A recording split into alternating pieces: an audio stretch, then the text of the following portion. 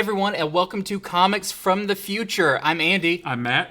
And if you can't tell, Jason is not here right now. He's taking a little time after Free Comic Book Day. It was crazy. It was crazy. It was fun, though. It was so very much fun. We all had a good time. Matt was here for pretty much the entire day. Yeah. And we thought, since you're here, you might as well... I haven't left. You haven't left. I've been here since you want to then. get over here and sit in the chair. Yeah. But if you aren't aware, with Infinity Flux out of Chattanooga, Tennessee, we do this video to show you the upcoming comics that you can pre-order so you don't miss out on anything. Your orders are due this coming Sunday, so don't miss that. But I think it's a pretty decent week. Yeah. There's some pretty big number ones I think a lot of people are going to be excited for. And a good variety, too. It's not like lately it's been heavy Marvel, heavy DC or whatever, but like it's a good average mix. Yeah. So on occasion they sync up and you get a really solid week. Yeah. So let's start with our featured comics. These are the ones we think you most want to hear about, starting with... Black Panther #1. So brand new #1 for Black Panther. This is written by Eve Ewing with art by Chris Allen. So Black Panther in this story, he has still been dethroned as the king of Wakanda. He, just like in the last series, but he's not gone from Wakanda. Like, he's still slinking around in the shadows of a Wakandan city that's named after his dad, and it's named Birnin T'Chaka. I think I'm saying that right. Birnin T'Chaka is the name of this city, but it's a whole new direction for Black Panther. He's got a new look, as you can see here. There are new villains. This sounds really interesting. There have been several preview images of this released already. Mm-hmm. So it's cool to see Black Panther still in Wakanda, but he's just not the king anymore. So what's he going to do with all of his spare time? Just the usual. Yeah, just the usual. Run around in his suit still and all that. So this is, I'm guessing, our A cover. That's the A cover. That's right. The A cover, and then we have the Stormbreaker cover. I love this one. This is like a nice Bronze Age Avengers homage with like the 3 issues where he had the mouth cut out. I really like that one. You also see the giant man back there looking like in his classic suit. I like that a lot. Yeah, so that one's by Chris Allen. The next one is by Elena Casagrande, Women of Marvel variant. I loved her artwork on the Black Widow series, and she is coming back in Blade soon, so that one is really cool. Then we have the Mr. Garson variant. What is that? That's like a collage of different covers and different images of Black Panther. And then is the Raza variant, which that one almost looks from here anyway. It looks like almost like it's a photograph. Yeah. And then there is the Sanford Green Howard the Duck variant. That one's fantastic. And then my favorite, the Scotty Young cover. Scotty Young covers are fantastic. He looks so cute there. I want to. He looks like a cat, like a house cat that sits on the porch, and it's like he's been in a couple of scrapes around the neighborhood. Yeah. Okay, next up we have the Flash #800. So it's funny, all these books kind of hit these milestones roughly around the same time because these characters all came out around the same time.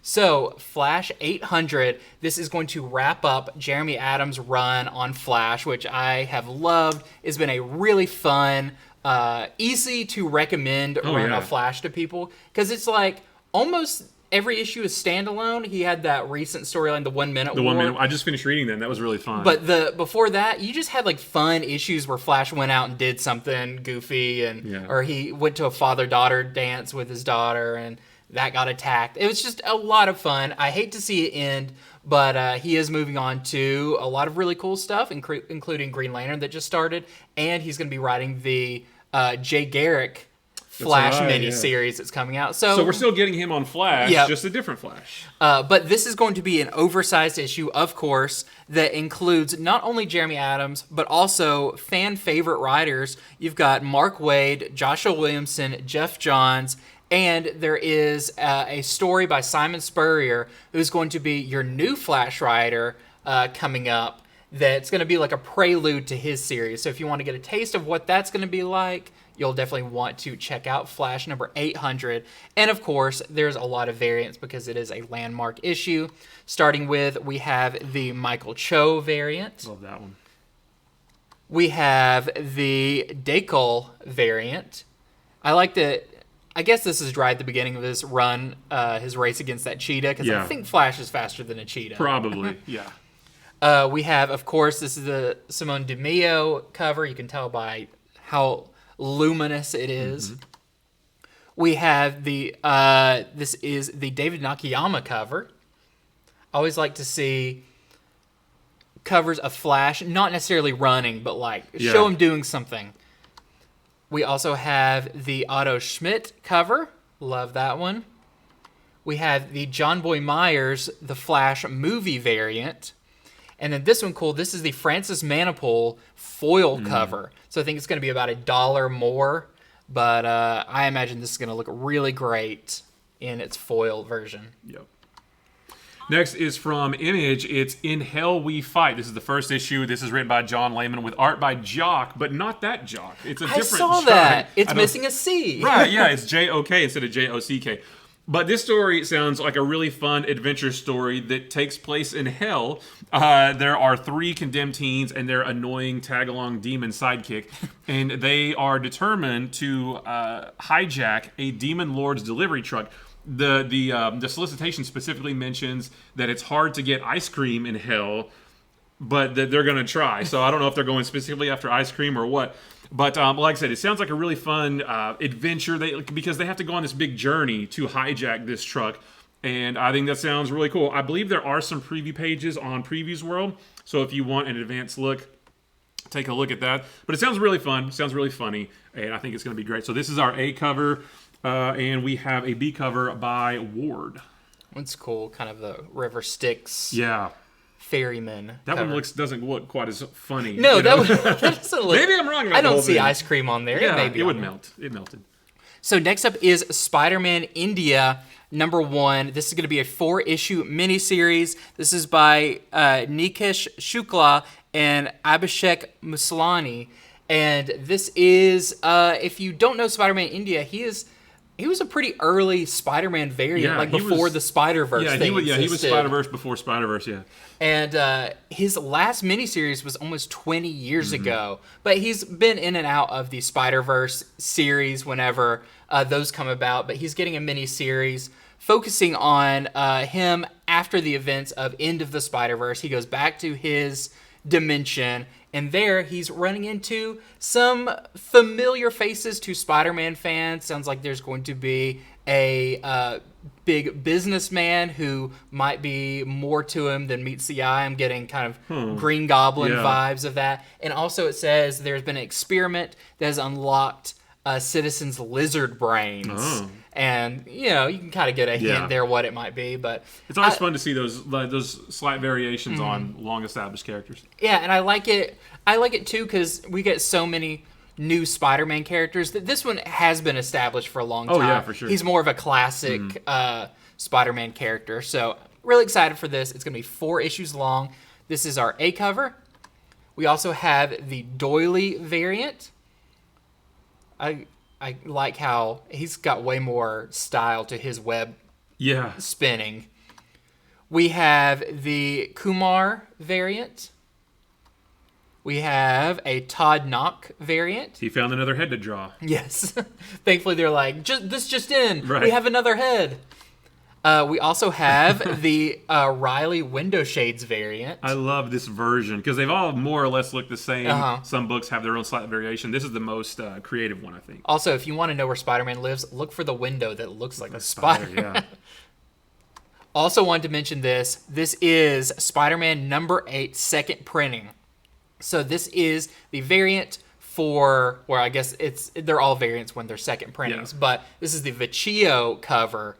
And it's, of course, the second appearance of Spider-Boy. So if you're trying to get all of the appearances of Spider-Boy, you don't want to miss this one. And especially this variant cover. I mean, I'm surprised the A cover originally didn't have Spider-Boy on it. That's right. I think a lot of people were surprised he appeared in it. Yeah. But here is this one. And he's in this issue more than he was in #7, too. So you get more of him in this. Yeah, you learn a little bit more about his, maybe his status in the Spider universe. Yep. Next is Steelworks #1. This is DC's next Dawn of DC book, and so far I've been loving all of these, so I'm really excited for this one as well. So in this book, and we saw a little bit of it in Action Comics, but John Henry Irons now has his own company called Steelworks. It's a big corporation that kind of seems like a rival to LexCorp, though they haven't played that up too much. but it's another big corporation that is focused on building the future. He's also got a great relationship with Lana Lang to the point where he is thinking about giving up his secret identity of Steel, but his niece, Natasha. I always think Natasha Irons, yeah. Natasha. Yeah, how does she feel about that? We don't quite know. But while he's dealing with all this goodness, there is a terrorist that is out for revenge against him and his new company. So how is he going to juggle dealing with that while also trying to run a company, have a love life, and that kind of thing? So I'm really excited for this one. This is written by Michael Dorn, Worf of Star Trek fame, with art by Sam Bassari, or is it Bassri? Sam? Yeah, I think it's Bassri. Bassri, yeah, sorry. Sam Bassri. Yeah, this looks really cool. Like I said, all the Dawn of DC books so far have been fantastic, and I think that this one is going to be too. How do you think he feels that he's been like working, building up this company, and then Lex is like, Superman, do you want my company? It's got a big S on it. Yeah, Superman just gets handed the keys to a kingdom, whereas Steel has been building it with his own hands. I think they could probably work together and making the city better. I think so. Yep. So this is is this the Clay Man? No, this is the John Bogdanove cover, and then we have the Sam Bassri cover. So this is your interior artist right here. Not too shabby. Not too shabby. It looks pretty good. And then we have the Joshua Sway Pride variant. Very cool.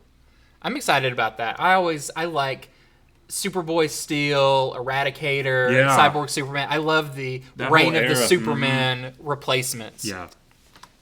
Okay, next up we have Queen of Swords, a barbaric story, #1. So if you're not familiar with Barbaric, it is a really fun book about a barbarian who he doesn't necessarily want to do good, but he's cursed to do good. Yeah, it's the opposite, right? He's cursed to do good things, but he's kind of a bad guy. Yeah, sort of. he doesn't want to do it, but he is compelled whenever he sees something that needs to be done. He has to do it along with his talking axe. Yeah, which is great. A very bloodthirsty axe that's gets drunk off of the blood that when he fights. Well, this is a spin-off series, but also it's a new jumping on point if you've never read this, if you've never read Barbaric. So this is by the Barbaric writer, Michael Mordecai, and the art is by Corin Howell. But in this one, we are following three heroes, loosest sense of the term. I'm sure they're maybe also not the greatest people. That seems to be how this universe is. But we have Sarah, who is a witch. She actually appeared in the Barbaric series. We have Ka, the assassin, and Deadheart, the barbarian. And they are teaming up to find out this foe that kind of linked their destinies together to find out, why they did that and all of the mysteries there. But also, there is going to be, and I think you can see it on the side there, a cursed sword that says it's going to be your new favorite cursed weapon that can talk also. So we're getting a bit of that as well. I'm very excited about this. I thought Barbaric was so much fun. Yeah. It's adult, but humor, violent. It's just, but all the while, it is fun. It's just a fun adventure read. So if you've never read it, definitely I recommend picking this up. It says it is new reader friendly, and I think it's kind of a prequel, so that makes sense. But this is our A cover. We also have, this is the Nathan Gooden variant, and also a bit spicier, there is a two polybag variants that let your imagination run wild what is behind them. But there is a one by Layla Lees as well, who did The Last Book You'll Ever Read and all of that. Very cool one there.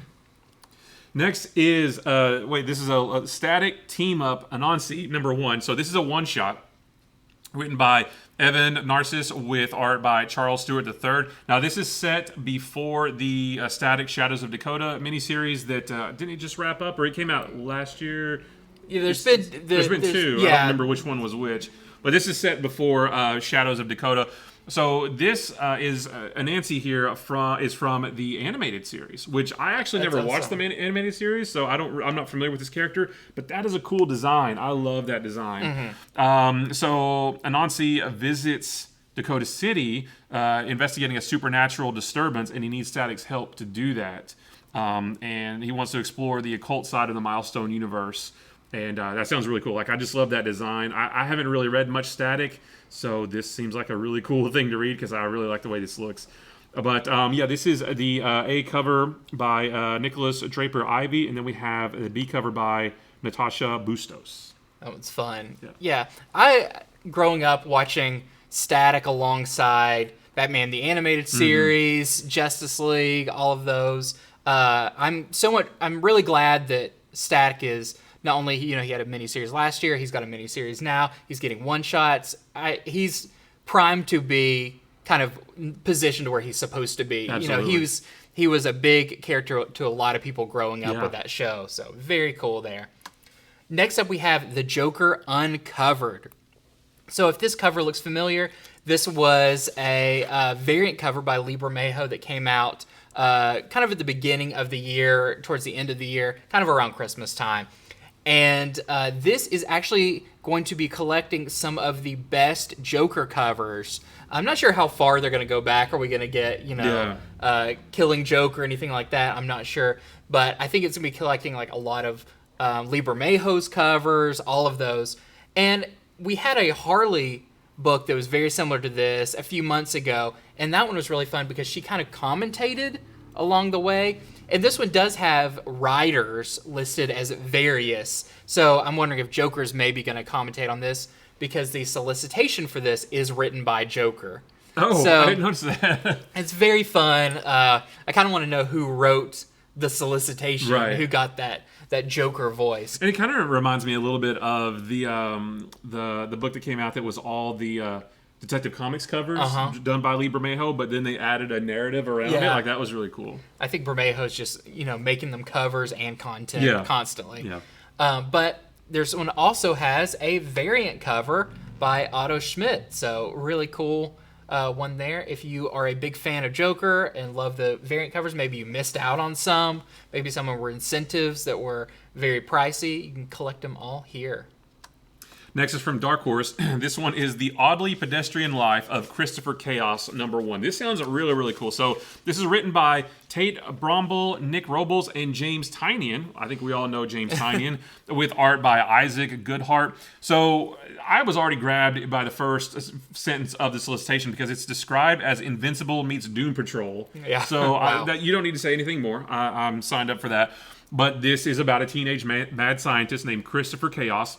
In his mind, the way his mind works, it defies the laws of physics. It allows him to do things that his peers couldn't even imagine doing. He does find out along the way that a boy he has a crush on turns out to be a deadly monster. So while trying to deal with that, he is eventually led into a world of monsters and heroes, and then there's a cult of hunters that's going to get in the way of all that too. Like, that sounds like there's a lot going on in this book. The solicitation was like 3 paragraphs, and there's just a lot of moving parts, but it all sounds really, really interesting as well. So yeah, this is the A cover here. We have the, wait a minute, I've lost my notes here. This is the next cover by Robles, I believe. The next one is Talaski, done by Talaski, and then the last cover here is Goodhart. I like that one. Yeah, the kind of... It's like a movie poster. Almost like Francavilla. Francavilla, exactly. Francavilla. Yeah, it kind of looks very movie poster. But they also had one more that slipped in right at the last minute that was the Phil Jimenez cover. That's right, yeah. So this one's kind of one of those FOC last-minute variants. But it sounds fun. I like the kid mad scientist look to it and feel. Maybe like a slight, I don't want to get slammed for this, but maybe has like a little bit of a Doctor Who vibe, kind of, because it's just a world where anything could happen, and you've got this guy who just knows how to handle it all. Like, it sounds really fun. And next up is Other #1. So this is our segment where it's more #1s. Yeah. We have our featured ones, but maybe you care about these even more. Starting with DC Pride Through the Years #1. This is a one-shot, and this actually collects 3 issues celebrating Pride Month from DC. So we've got a very key issue that involves Pied Piper from a few years ago. We have Batwoman. I believe it's Batwoman's first appearance, if I'm not mistaken, from 52. but that's from the great Greg Rucka writing. And we also have a key Supergirl story from, I think, about 2008, 2009. But I think the real exciting part about this is that there is an all-new Alan Scott Green Lantern story that they kind of allude is a prelude to his new miniseries coming out. So I'm very excited about that. He's one of my favorite characters. So I think this sounds really cool. And I believe it's just the one cover. Nice. The next one is Captain America Cold War Omega. So this is the end of the Captain America Cold War storyline that's been sort of weaving in and out of the Sentinel of Liberty and Symbol of Truth books. And everything's come to a head at this point, right? White Wolf has brought over a bunch of monsters from Dimension Z from back in Rick Remender's run of Captain America.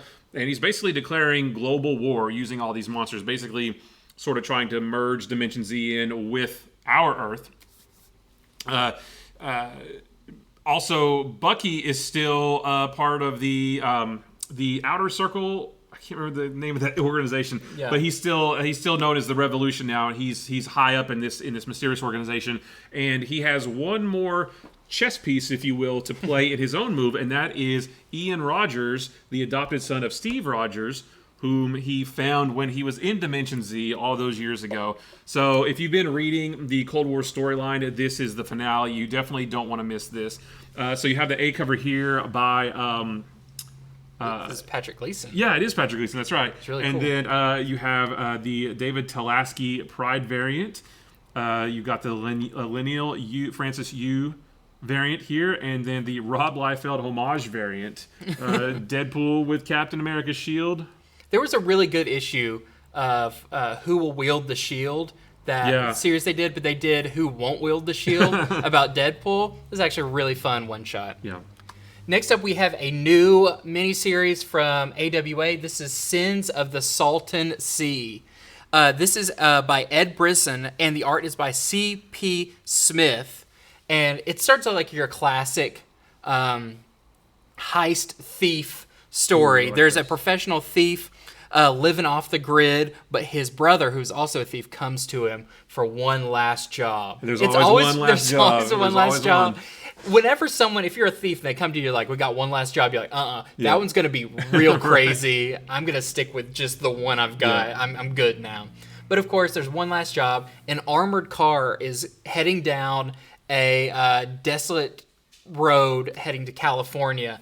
And when they catch up to it and get it, they realize it's not full of gold and money. It is full of humans on their way to be sacrificed for a cult. That took a turn. So he's wrapped into this world of cults and mystery, but maybe he's getting pulled into that cult a little more than he expected. So sounds really cool. I like Ed Brisson, and just the twist on the one last job. Well, that's why this is one last job, because he gets pulled into a cult and then bad things happen. So that's why.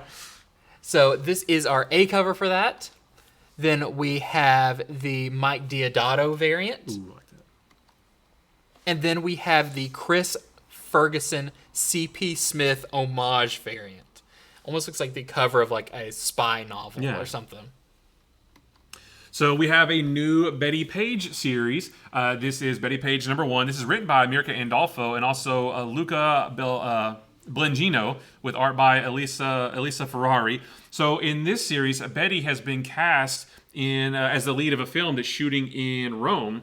Which sounds great, right? It is, until she gets kidnapped by a group of thugs who mistake her for somebody else who is in trouble with those guys. They think that Bettie Page is this other woman, so they take her, and hilarity ensues, I guess. I don't know if it's hilarious or not, but so she has to figure out how to get out of that. But just another Bettie Page series. There's a lot of these, so if you're a fan of these books, you'll definitely want to get this, because it sounds like it's a lot of fun. So this is our A cover by Linsner. Then we have our B cover by Yoon. And then our next cover is Mirka Andolfo herself. I like they brought Mirka Andolfo. I feel like she's got the right sense of humor for something like this. Okay, next up we have a new, I think it's a mini-series. I think it's a few-issue mini-series called Godzilla. Make sure I got it right. Godzilla, Here There Be Dragons. So this is set in the 1500s. This is going to be written by Frank Thierry, and Inika Miranda does the art. But it's set in the 1500s, back when, parts of the globe were not discovered yet, were pretty uncharted. On maps, they would draw a little sea monster to be and say, here there be dragons, meaning be careful going out here. It's uncharted waters. There could be dangers about. Well, they took that literally to say, really, there be monsters out there. There be dragons, including the king of the dragons, the king of the monsters, Godzilla. It sounds like Sir Francis Drake, the great explorer, is going to be the kind of key character in here who goes out looking for wealth and adventure and all of that. When he runs upon an island that is inhabited with monsters, including Godzilla himself. So I think this is awesome. I love the take a thing and make it like a period piece, kind of like the new Predator movie. It's like, let's see these things, but without the modern technology. Right. How does all this work? So I think this sounds really cool, and this variant cover is amazing. This is the Tyler Kirkham variant. Oh, I didn't realize that was Kirkham. Yeah, it's just so cool. I want a little speech bubble of what the people on the ship are thinking. That would have to be censored. We've run ashore. Also, I wanted to mention there is a new Hellboy in the B.P.R.D. series coming out, or it's actually a one-shot called Hellboy in the B.P.R.D. 1957 Fearful Symmetry. And this is going to see Hellboy heading to India to investigate a rash of animal attacks when he runs into an old friend and compatriot of his, and they go on a search for a strange beast that has been terrorizing a small village. But there's hints to maybe there's more to it than that, including some classic mythology. So I love Hellboy. I'm on board whenever there's a new Hellboy thing, so don't want to miss that one as well. And next up, we've got cool covers on other comics. This is where we show you some 2s, number 3s, and really cool covers we didn't want you to miss, starting with Shazam number 2. Holy cow, guys. I love Shazam. The first issue was fantastic. Mark Waid, Dan Mora, they are DC's dynamic duo. They never miss. They're the duo on World's Finest, which is my favorite book on all the stands across all publishers. And the first issue of Shazam that they did was fantastic, and I expect this one will be no different. This one's funny because I never thought about this before, but this features Shazam versus Solomon, Hercules, Atlas, Zeus, Achilles, and Mercury, which are the 6 gods who make up Shazam's powers. It's funny because they never gave the wizard permission to use their powers for Shazam, so they don't like the way that Billy Batson has been representing them and representing their powers. So they're all gonna, the 6 of them are gonna tangle against Shazam himself. I think that sounds awesome. I'd never even thought about that before. Like, wait a minute, they didn't give permission. Their powers are copyrighted, right? Who asked them? Nobody apparently. But yeah, so this is gonna be a great. I think this cover here is by Dan Mora, who's my favorite artist right now. So I'm really excited about this. We also have a cover by Chris Somney, which that's awesome. Very classic. Yeah, John Timms has the next cover, which his artwork is fantastic on this too. And then Kari Andrews has a Flash movie variant, which looks pretty cool. This could, if we just let it go, we could just spend the entire time talking about that book and all the stuff that team's working on. Absolutely. Oh my gosh, I love it. Next up, I've got Adventures of Superman John Kent, number 4 of the 6-issue miniseries. This is actually the cover C, the Barra Nuevo cover. And I've really enjoyed this series. I think it's a lot of fun, especially bringing in the Injustice stuff with Injustice Superman. And in this one, John is learning more and more that his father in this world is on the verge of becoming a dictator, and how is he dealing with that? I'll be interested to see if John Kent can actually kind of turn the tides of the Injustice universe and set it towards a more hopeful path. Yeah, because the last issue when they met, it was pretty civil, right? Yeah. Like he was like, "Hey, that's cool. I have another version of my dad here," but the other shoes started to slowly drop as you got through the issue, and then at the end, it's like, "Oh, that's where the conflict's going to It's almost scarier that it's not just outwardly. Yeah. Oh, look at him. He's so terrible. It's like, no, he acts like Superman when he's meeting his son. So this is the C cover, And then we also have the D cover by Stephen Byrne. This is the DC Pride variant. I love that jacket. It's very cool. That's awesome. So here we have, Batman number 136. This is kind of I think it's like an in-between issue between the last story arc that just wrapped up, the Batman of Gotham, where Batman was on another Earth, and then Chip Zdarsky's about to barrel into another story arc with Jorge Jimenez on art. But this kind of takes place, I think, in the middle of those. This is written by Chip Zdarsky with art by Belen Ortega.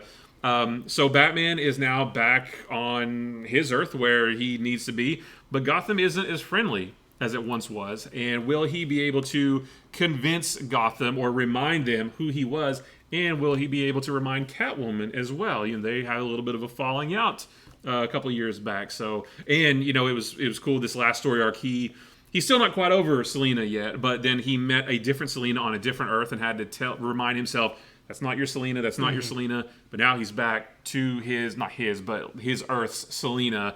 And what is their interaction going to be like? So this is really cool, really exciting. Chip Zdarsky's been fantastic on Batman so far. So this is the A cover by Jorge Jimenez. The B cover is by Joe Quesada. The C cover is by Gabriel Delato. D cover is an Art Germ cover. I really like that one a lot. Tim had been really a cool thing to see Batman and Robin teamed up. Yeah, Batman and Tim. When's the last time they've been together? They've been teaming up over these last few issues. And then the next cover is a Lee Bermejo Flash movie variant. Yeah, this is, if nobody's read this Zdarsky run on Batman, it's some of the most fun it's really Batman's good. been in a long time. Absolutely. Okay, next up we have Dark Knights of Steel, number 11 of 12. This maxi series is almost coming to a close. And 3 years later. Yeah, I know. It's been it's definitely been over a year's worth of storytelling. Yeah. And in this issue, it sounds really cool that the Trinity, they're not necessarily act like the traditional Trinity of DC, are now fighting together under one banner against the White Martians. So very cool, and this is the Edgeker variant. Joker, the Man Who Stopped Laughing, number 9. This series is trucking right along. This one is written by Matthew Rosenberg with art by Carmine Di Giandomenico and Francisco Francavilla, we mentioned a minute ago. I think he does the backup stories, right? This one, Joker versus Killer Croc. That sounds awesome. Yeah. Like, I love Killer Croc, and Joker's really cool as well, so it'd be cool to see the two of them tussle. And I think in the backup story, Red Hood is being set up to take a fall at Blackgate Prison. I don't know what he's doing there, but he is going to get in trouble for something he didn't do, it sounds like. So this is the B cover by Lee Bermejo, and then we have a Christian Ward variant as well. Does he have a mouth on that? Like, it looks very creepy. It's very stylized, almost like he's coming out of the wall. Yeah. It's almost like a color bleed variant, but they forgot to do the rest of them just purple, but yeah, I like that.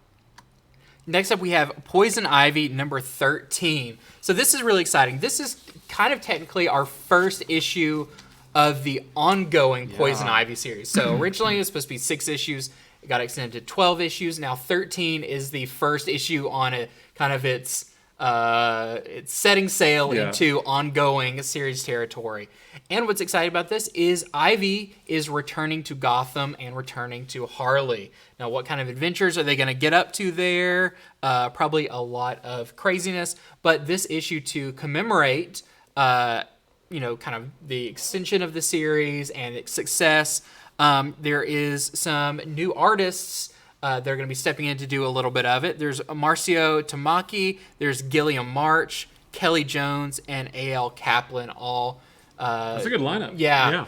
I see stuff like Gilliam March, and I think of Gotham City Sirens and classic stuff like that. So very exciting there. This is our A cover by Jessica Fong. We have a Kai Carpenter variant. There's always so many good Poison Ivy variants. Of course, Frank Cho.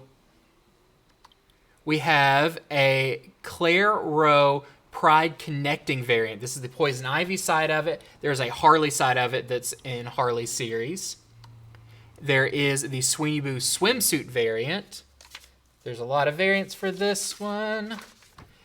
Then that's all of them. That's all of them. Next we have Peacemaker Tries Hard, number 2. I love that title. Yeah. Peacemaker Tries Hard, and that's a good. You should always try hard. This is written by Kyle Starks with art by Steve Pugh.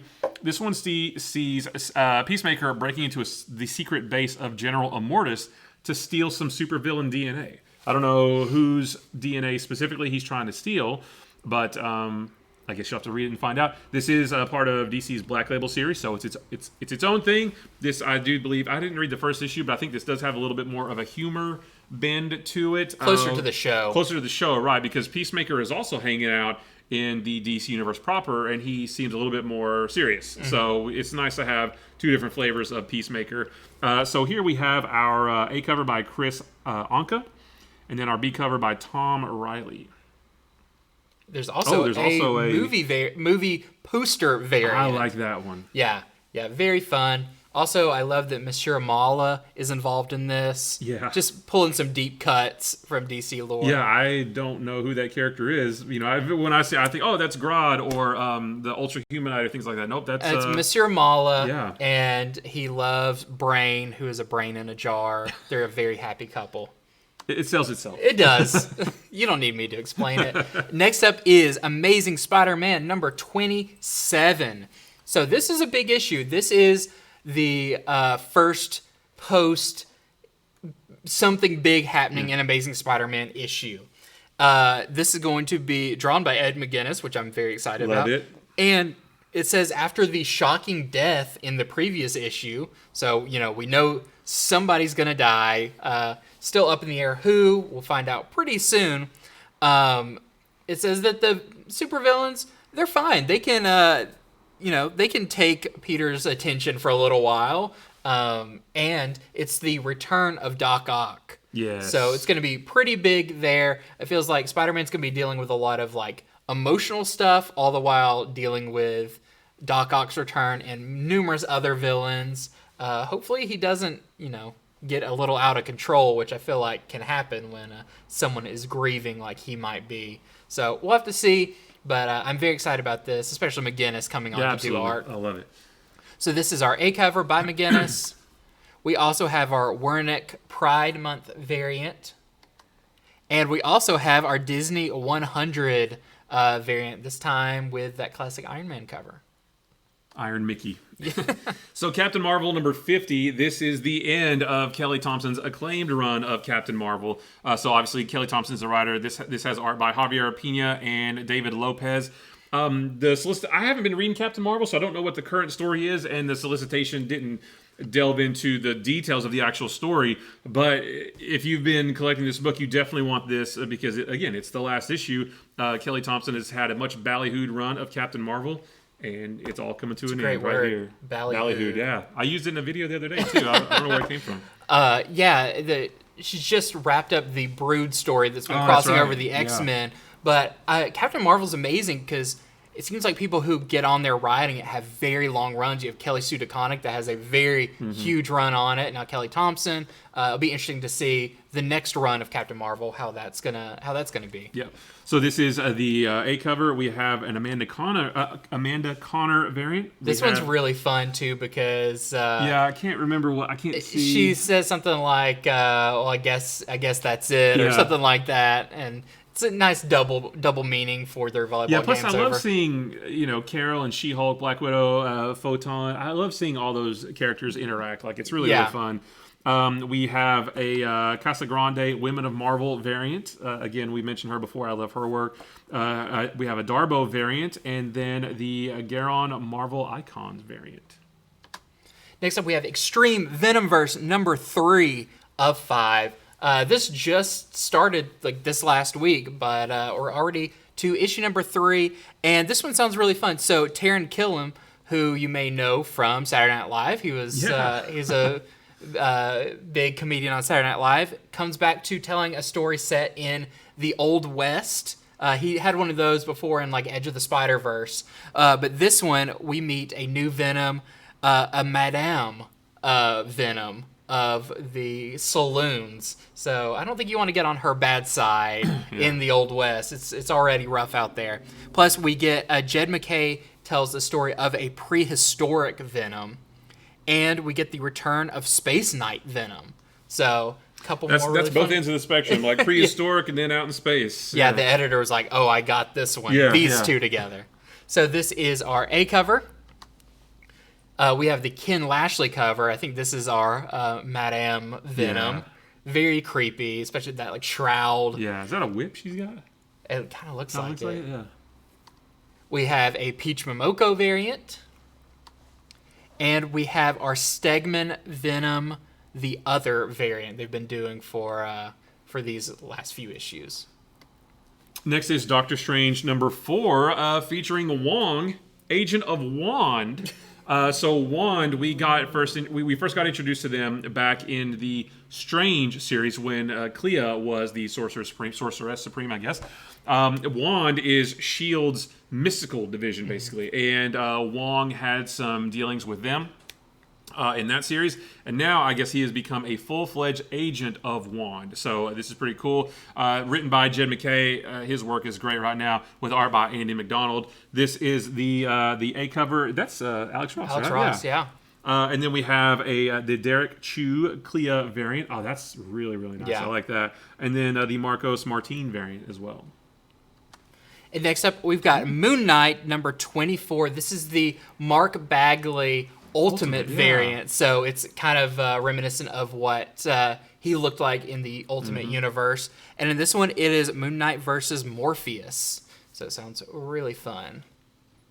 Next is Spider-Gwen Shadow Clones number 4. Gwen is imprisoned somehow, and she's going to have to rely on her clones to get out of it. So, yeah, I mean, that sounds really fun. It's always nice to have a Spider-Gwen series to read. This is the Annie Wu variant, and then there is a Greg Land cover as well. Oh, I guess that's that's the Rhino Gwen. Rhino Gwen. Interesting. Next up, we got a couple of Star Wars books, starting out with Star Wars Darth Vader. This is issue number 35. And in this one, with all the craziness is going on with the Force, where Darth Vader's powers are kind of uncontrollable, he seeks help from Dr. Aphra, that she might have some kind of artifact that can help subdue his kind of waves of Force powers and explosions and all of that. So it sounds really fun. This is our A cover. We also have our Koi Fam variant. And we have a Vecchio Star Wars Pride variant. Also, the final issue of Star Wars Santa Staros. This is issue number 5. Very sad to see this series ending, but looking forward to seeing what is next for this character. So this is our A cover. And then we also have the Betsy Cola Pride Month variant. Ambassadors number 6. This has been a great series. This is the end of this mini-series. Surely there's going to be more, though, because as of this issue, they finally get the last member of their team, which is the ambassador for Mexico. So it's weird that the team is finally all together, and then the series ends. So there's got to be more coming at some point. But and this is the last issue, but the team, like I said, they're finally together. They face their first challenge together. So I definitely want to see more. Hopefully there's going to be another miniseries. And in this book, they also find out the truth about Chun-Hee Chung, who is the sort of the leader of the ambassadors, the one who put them all together. She has an ex-husband who is also doing his own superhuman upgrade program, and they find out the truth about all that. It's all been building to this. Been a great series. Every series, every issue in this series also has been done by a different artist as well, which focuses on a different member of the team. And it gives each issue its own feel. This one is done by Matteo Scalera, who is the artist on this A cover right here. And then we have the Plunkett cover as well. Oh, and they must be using the Gigantism power. Yeah. We know there's that new Mark Millar Big Game coming, that series. It says he's going to have all of his creations in it. So it'd be cool if these characters show up in that as well. Yeah, that'd be real neat. Next up, we have Disney villain Maleficent. This is issue number 2. And in this issue, this young prince comes to Maleficent's mountain seeking his lost brother. But of course, he finds Maleficent there instead. Does not look good for him. I know a lot of people are very excited about this series. Looking forward to issue number 1. This is our A cover by Jay Lee. We have the Sue Lee cover. That's, I believe, your interior artist. We have the Meyer variant. we had the Puebla variant. And lastly, we have the J. Scott Campbell cover. Ooh. Very cool. And this one, if you go to order it on our website, infinityflux.com or .net, it may not be up there yet because it's one of the FOC reveal variants, and they don't put those up till the last second to be able to order. So keep checking back, but it will be up there in time to order. I was trying to look at that upside down because it's got like a Joker card or Yeah. like a playing card where the Sleeping face is- Beauty on yeah. the other side. Yeah. Next up is other printings and graphic novels. This is reprints of issues that sold out or were very big, and also some really good collected editions and graphic novels and all that. Starting with Edge of Spider-Verse #1. This is the second printing, and this is the Ron Lim variant, and that's great. I love seeing all the different characters together on a cover. That's awesome. We also have Groot #1 second printing. This sold out really fast, not surprising. Great timing releasing Groot #1 Absolutely. right along Guardians Volume 3. So if you missed it, definitely check out this one. Spider-Man 2099 Dark Genesis #1. This is the second printing of that one. This is drawn by Mason. And for graphic novels and collected editions, we have Blue Beetle Graduation Day. This collects issues 1 through 6 for $14.99. You read this series, and really I'm in the enjoyed middle of reading Yeah. it, yeah, and it's really fun. The artwork is kind of fun. It's a good introduction to Blue Beetle if you aren't familiar with him. I like it. Yeah, I just saw the movie theater. And now has posters up for the Blue Yeah. Beetle movie. So great timing on this one. Catch And up. there is a new Blue Beetle series coming by the same creative team. So Yes. if you can read this and then roll right into that series without missing a beat. Also, there's a Spanish edition of this Yeah. as well, which I think is really cool. And this is Icon and Rocket Season 1 trade paperback. Yep, collects the Season 1 miniseries when they launched all the new Milestone stuff. That's right. So if you are trying to collect all of that, maybe you missed out on this because a lot of them came out at once, and people very excited about the Static series, didn't always know that there was other ones coming out, so check this one out. We also have, I think this is really cool, this is the Spy vs. Spy Omnibus. I was just having a discussion with my dad. We went to lunch, and he grew up reading Mad Magazine and Cracked and all of those, and he was like, what about Spy vs. Spy? Do they still do that? And I was like, oh, let me tell you, because I remember looking at it, I was like, there is a big collection of Spy vs. Spy coming out. Father's Day present. Father's Day's coming out next Yeah. month. This is going to be $75 and it collects just... I mean, the strips were pretty short, so no telling how many individual stories you're going to get in this, plus interviews with the creator, a bunch of like preliminary sketches, all of that, celebrating Spy vs. Spy. This is the Junkyard Joe trade paperback. So the last issue of the Junkyard Joe miniseries just came out this week. I just read it yesterday. It was great. This whole miniseries has been really, really good. It almost reminds me of G.I. Robot a little bit, but not quite as... a little bit more serious, I guess. And no spoilers, but the end of the last issue gave us, maybe this isn't the last we see of Junkyard Joe. Yes. It gave us a little bit of a tease of more things to come. So if you want to see what those things are, then check out this trade paperback. And we also have Mary Jane and Black Cat. This collects issues 1 through 5 that started during the dark web, but continued on after that. We've just learned recently how Mary Jane got these mysterious powers she's got in this series as they are stuck in limbo. Really fun book, so definitely check that one out for $17.99. And that is all for this week's. Thanks for watching Comics from the Future. Definitely stay with us. Coming up this Monday, we have our early comic review video. We'll be going over all the books that are coming out next week, or the main ones people want to hear about, the big stuff.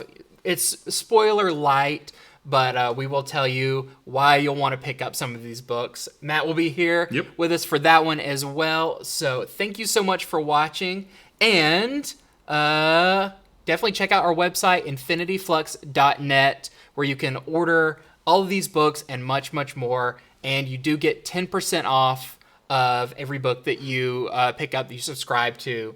So until next time, goodbye. Bye-bye.